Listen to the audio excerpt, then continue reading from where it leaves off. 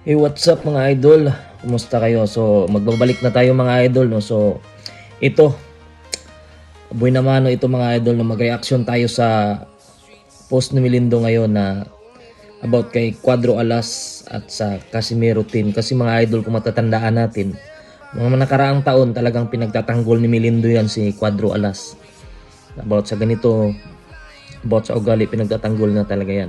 Pero ngayon, nakikita natin na kumbaga parang pinagsasabihan na siya ni Melindo na umaabuso ka na sa kaangasan mo at pati mga kapwa mo boksingero ay tinitira mo na, which is ako personal ganun din yung nakikita ko ngayon. Pero sa aking palagay naman, no, naniwala ako na hindi kay Cuadro Alas galing yan. So may nakita akong post kanina sa Cuadro Alas, it's my boy. Hindi naman si Cuadro Alas naka-operate niyan eh.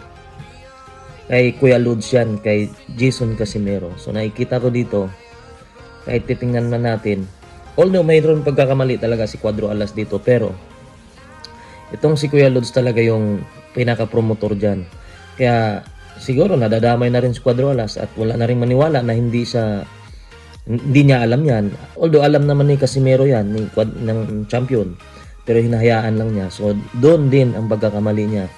Tama naman si Melindo na sumusubra ka na kasi lahat na itinitira mo pati kapwa mong world champion, which is dapat meron silang mutual na paggalang dyan sa isa't isa. So ngayon, hindi na nakapagpigil si Melindo, although hindi naman niya sinasabing galit na sa kay Cuadro Alas, kumbaga pinagsasabihan lang niya sa mga nangyayari. So dapat itong si Kuya Lods tumigil na din sa mga ganyan dahil nakakasira lalo yan kay Casimiro sa champion. Dahil sa pinagagawa niya, alam ko naman na siya gumawa niyan dahil kahit papano kilala ko naman si Cuadro Alas personal. So, hindi naman ganun yung ugali niya, nakikita ko, ilang araw ko rin siya nakakasama. Pero nakikita ko hindi naman siya ganun eh. So, kung ano man yung hype yung ginagawa ni Kuya Lods, sana tigilan na lang niya at bago siya mag-hype, isipin niya muna kung hindi ba nakakasira sa karir nila yung mga pinagagawa niya. Kasi sa ginagawa niya, nakita ko kanina, medyo pangit din talaga eh. Kaya, para sa'yo, champ, dapat maging, bago mo i-approve yung mga post ni